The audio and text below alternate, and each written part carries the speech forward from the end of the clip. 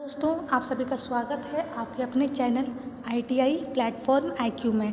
जैसे कि पिछले क्लास में मैंने आपको लैथ मशीन के पार्ट्स के बारे में बताया था, तो आज हमारा लैथ मशीन का जो टॉपिक है वो कंप्लीट हो जाएगा। ठीक है फ्रेंड्स, आपको मैंने लैथ मशीन में सभी पार्ट्स के बारे में बता दिया था।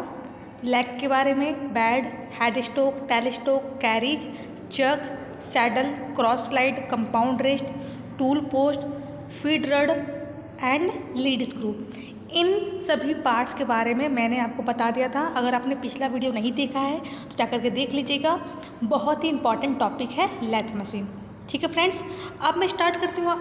अगला पार्ट जो है वो है एप्रन है, कि एप्रन क्या होता है। ठीक है, तो देखते हैं यहाँ पर। देखिए, ये जो एप्रन होता है वो क्या है, बात करेंगे एप्रन को लेकर के कि एप्रन क्या है। तो ध्यान दीजिए, इसी को बोलते हैं एप्रन। ये जो पूरा आपका जो प्लेट होता है ना, ये जो पार्ट होता है, इसी को एप्रन बोलते हैं। अगर आप नहीं दिखाया था तो मैं जूम कर देती हूँ। देखिए, यही आपका एप्रन का पार्ट होता है। एप्रन का काम क्या है वो देख लेते हैं। तो ध्यान दीजिएगा, एप्रन फीड मैकेनिज्म का हाउस होता है। यानी कि जब भी हमें क्या करना हो, फीड देना हो, क्या करना हो, फीड देना हो, तो हम लोग एप्रन का इस्तेमाल करते हैं। एप्रन व्हील को, कौन से व्हील को, एप्रन व्हील, यानी कि ये जो व्हील है ना, ये जो व्हील है इसी को बोला गया है। ठीक है, एप्रन व्हील को हाथ से भी रोटेट किया जा सकता है। इसे हम लोग हाथ से घुमा सकते हैं। और किसके लिए, कैरिज के लॉन्गिट्यूडनल मोशन के लिए। समझिएगा बात को, क्या कह रहा है आपको। एप्रन जो होता है इसको एप्रन बोलते हैं, एप्रन व्हील बोलते हैं। जब इस एप्रन व्हील को घुमाते हो ना, जब इसे घुमाते हो तो ये जो पूरा आपका कैरिज है, कौन सा है, ये पूरा आपका कैरिज है, मैंने बताया था पिछले क्लास में। तो ये क्या करता है, आपका लॉन्गिट्यूडनल मोशन करता है, यानी कि इस तरह का मोशन करता है। आपको मैंने कहा था ना कि जो कैरिज होता है वो हेड स्टोक और टेल स्टोक के बीच में होता है। और कैरिज को हम लोग इस तरह से मूव भी करवा सकते हैं। तो किसके द्वारा मूव होता है, ये एप्रन की व्हील घुमाने से ये इस तरह से मूव होता है। ठीक है फ्रेंड्स, ये बात हो गई एप्रन को लेकर के। अब बात करते हैं, अगला आपका है, यहाँ पर हेडिंग लिखा नहीं गया, मैं लिख देती हूँ, जिसे बोलते हैं चिप पैन। क्या बोलते हैं, चिप पैन।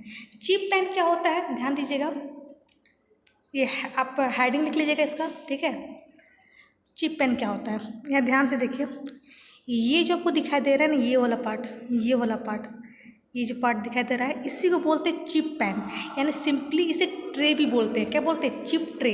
चिप ट्रे में क्या होता है, जब भी हम लोग ऑपरेशन करते हैं, जैसे ड्रिलिंग हो गया, टर्निंग हो गया, मिलिंग हो गया, जब ये सब ऑपरेशन करते हैं ना, तो क्या होता है, जॉब के ऊपर से, मान लो ये आपका जॉब है, ठीक है, मुझे इसके ऊपर क्या करनी है, टर्निंग करनी। क्या करनी है, टर्निंग करनी है।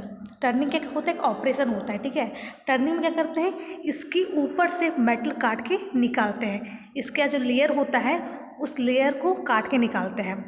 तो जब किसी भी जॉब के ऊपर से मेटल काटोगे तो आपका चिप्स बनेगा। क्या बनेगा, यानी कि स्क्रैप बनेगा। तो उसी स्क्रैप का, वो जो स्क्रैप होता है, उस स्क्रैप को चिप पेन में स्टोर किया जाता है। यहाँ ध्यान से देखो,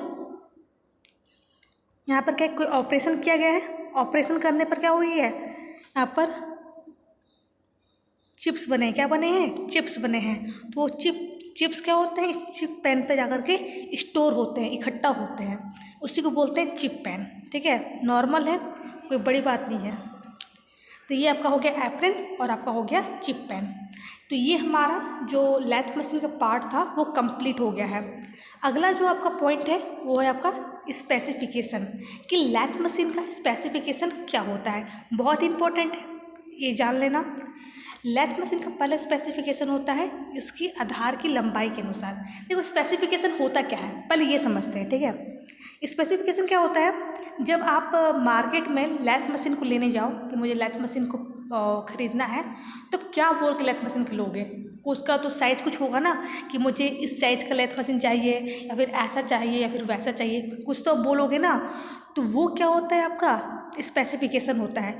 तो लेथ मशीन का स्पेसिफिकेशन इसकी आधार की लंबाई के अनुसार लेते हैं, यानी इसका जो बेस होता है, लेथ मशीन का जो बेस होता है, यहाँ देखो मैं दिखा देती हूँ आपको एक बार। देखो पहला क्या मैंने बोला था, आधार की लंबाई के अनुसार, यानी इसका जो बेस होता है, ठीक है, इसकी जो लंबाई है उसका, उसके अनुसार इसका स्पेसिफिकेशन दे सकते हैं। दूसरा होता है, दूसरा क्या होता है मैं यही बता देती हूँ, चक में पकड़े जाने वाले जॉब का अधिकतम व्यास। आप चक में, ये आपका चक का पार्ट है, मैंने कहा था, आप चक में कितने मैक्सिमम डायमीटर का जॉब पकड़ सकते हो, ये आपका दूसरा स्पेसिफिकेशन होता है। तीसरा क्या होता है, तीसरा दो केंद्रों के मध्य, आपको मैंने कहा था कि हेड स्टोक में लाइव सेंटर होता है और टेल स्टोक में डेड सेंटर होता है, पिछले क्लास में बता चुकी हूँ। तो दो सेंटरों के मध्य टर्निंग की जाने वाली जॉब की अधिकतम लंबाई, यानी कि आप इस दो सेंटर के बीच में जॉब का जो मैक्सिमम लेंथ होता है उसके अनुसार भी आप लेथ मशीन का स्पेसिफिकेशन दे सकते हैं। ठीक है फ्रेंड्स, तो देखिए ये लिखा भी वही गया है।